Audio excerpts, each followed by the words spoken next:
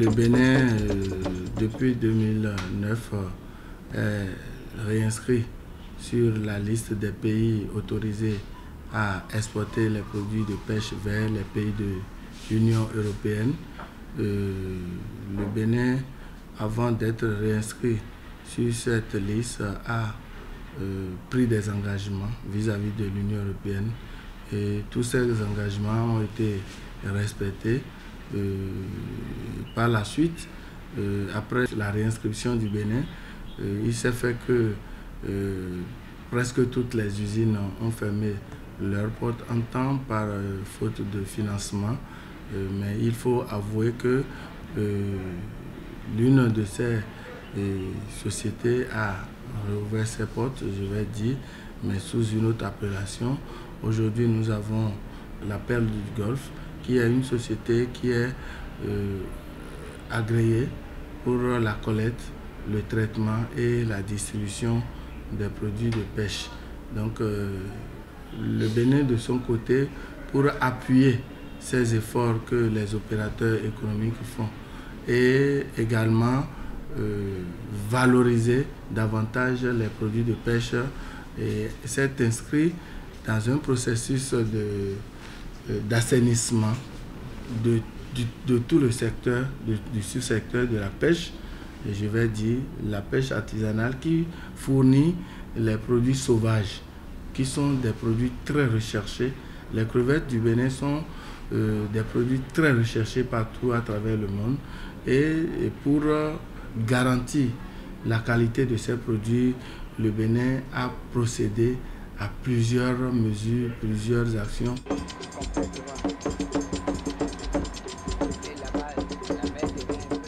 Le diagnostic posé était que les plants d'eau étaient dans un état de dégradation avancée. Il fallait mener des opérations spéciales d'enlèvement de tout ce qui est engins de pêche qui sont déclarés prohibés au terme de la loi cadre numéro 2014-19 du 7 août 2014 relative à la pêche et à l'aquaculture en République du Bénin.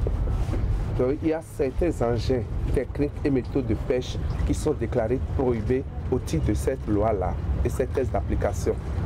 Il a été recommandé d'appliquer la loi dans sa rectitude. À ce titre, en 2019, une communication a été introduite.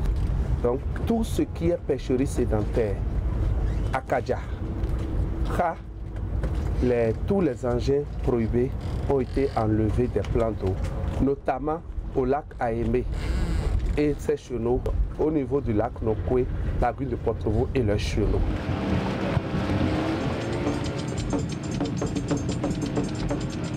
Actuellement, avec l'assainissement qui est fait, je pense que nous avons désormais des crevettes de bonne taille et vraiment commercialisables. En parlant de la gestion des pêcheries, nous avons des outils de gestion qu'on appelle les plans de gestion des pêcheries.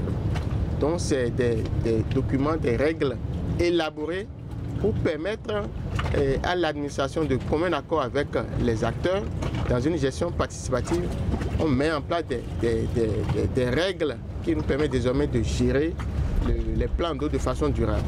Donc parmi ces règles, on dit par exemple, on définit par exemple les maillages de certains filets. On peut définir par exemple des périodes de fermeture de la pêche où pendant la période propice à la reproduction de ces espèces, on peut fermer la pêche d'abord et permettre aux espèces de se reproduire convenablement, et après on peut ouvrir la pêche pour l'exploitation.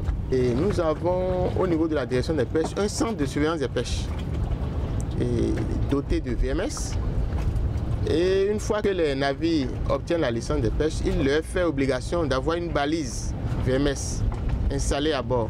Ça nous permet depuis nos bureaux ici à la direction des pêches de suivre le mouvement de ces navires et de voir ce qu'ils font. De la même façon, s'il y a des navires qui n'ont pas l'autorisation de pêche et qui rentrent dans nos eaux, on peut également les intercepter avec l'appui de la préfecture maritime.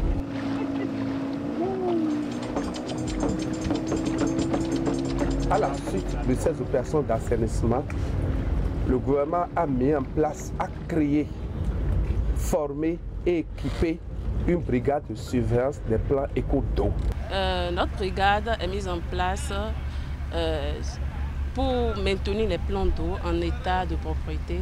Donc à cet effet, nous contrôlons, nous surveillons les plans éco d'eau. Nous faisons des missions de constatation et d'inspection pour identifier les engins de pêche prohibés, dévastateurs, interdits par la loi cadre relative à la pêche et à l'aquaculture en République du Bénin. Donc nous travaillons en collaboration avec la police fluviale et la marine nationale. Et comme autre mesure que le Bénin a eu à faire, c'est de pouvoir relancer les activités des bases obligatoires de contrôle des produits et des plateformes de transfert. Le Bénin a fait une concession et a mis ces infrastructures en contrat de gestion privée.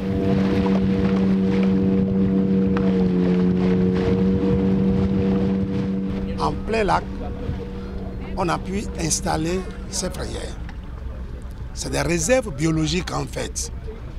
C'est des espaces qui ne seront pas exploités pour la pêche, mais où on a mis en place un dispositif pour permettre aux essences qui sont dans l'eau de se multiplier et d'alimenter progressivement le lac avec des alevins qui vont grossir et permettre aux gens de gagner de l'argent tout le temps. Dans deux écosystèmes différents, on a pu avoir deux technologies différentes. En plein lac, c'est fait. Et puis, comme la profondeur en étiage aujourd'hui est autour de 1,20 m, 1,50 m au maximum par endroit, on a vu des installations avec du béton, avec des bambous et les zones à défendre. Par contre, là, nous avons fait le dragage. Nous avons eu des profondeurs de 10 mètres. Et là aussi, nous avons deux grandes zones de frayères. Deux autres seront encore construites. Et je pense qu'avec ces profondeurs, on aura des poissons qui sortent fraîchement de la mer, qui pourront avoir l'écosystème favorable pour faire les pontes et laisser les alevins grossir. Au cours de notre déplacement, nous avons acheté des crabes de bonne grosseur, de très bonne qualité. Ça montre qu'il y a de la bonne migration de la mer vers le continent.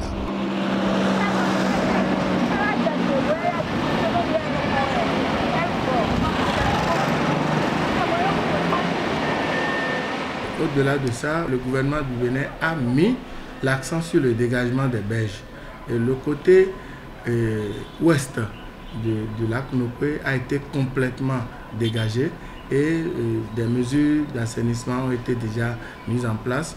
Au niveau du côté est, vous allez voir sur la partie du lac, de l'hôtel du lac de Cotonou, qu'il y a actuellement une grande construction, c'est-à-dire la mise en place d'une corniche qui a permis d'assainir totalement cette zone-là et d'éviter que désormais il y ait des actions anthropiques qui produisent la pollution au niveau de ces plans d'eau-là.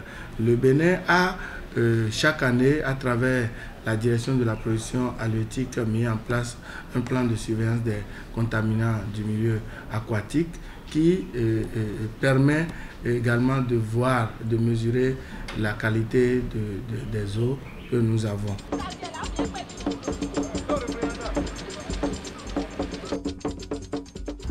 Nous avons fait ici un dragage pilote sur plus de 200 hectares. Mais le sable qui en est sorti a permis de récupérer encore plus de 200 à 250 hectares de terre ferme, exploitables pour beaucoup d'autres choses. Mieux, agronome que je suis, j'ai vu, on a testé des cocotiers sur 6 hectares. On a testé du manioc sur les terres qui sont en train d'être récupérées. On a testé des bananiers. Si ces choses-là marchaient, les populations du lac, qui ne peuvent pas s'adonner qu'à la pêche, doivent aussi avoir des activités alternatives. Le potentiel en crevettes du Bénin est estimé à environ 5000 tonnes. Et aujourd'hui, le Bénin est en pole position pour pouvoir reprendre les exportations des produits halieutiques.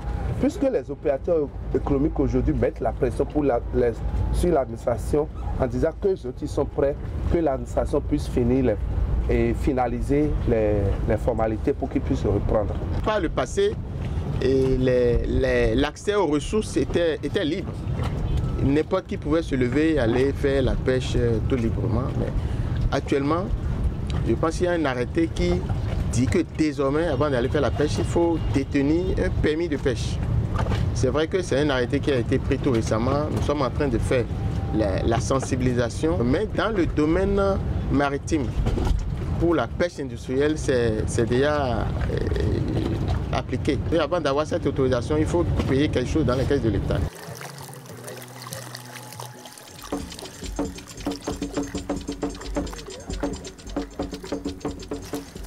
Le Bénin a souffert pendant beaucoup d'années de cette situation de respect des normes. Donc le gouvernement ne s'est pas précipité, donc a pris le soin de travailler à la traçabilité des produits issus de la pêche de crevettes au Bénin. Et c'est pour ça que le gouvernement a bien voulu mettre en place les bases obligatoires de contrôle dont nous avons la gestion pour veiller à ce que les crevettes vendues désormais soient de qualité et irréprochables sur le marché international. Il n'y a pas de doute autour, le Bénin avait toujours eu les premiers rangs en termes de qualité de crevettes. Tout ce qui s'est posé, c'est des problèmes de traçabilité, de respect de normes, de la cueillette au conditionnement. C'est des problèmes qui se sont posés et qui aujourd'hui ont leur solution avec tout le dispositif qui a été mis en place pour cet effet. Nous pouvons dire que le Bénin est en train de faire beaucoup. Le chemin a été très long, mais nous y sommes arrivés.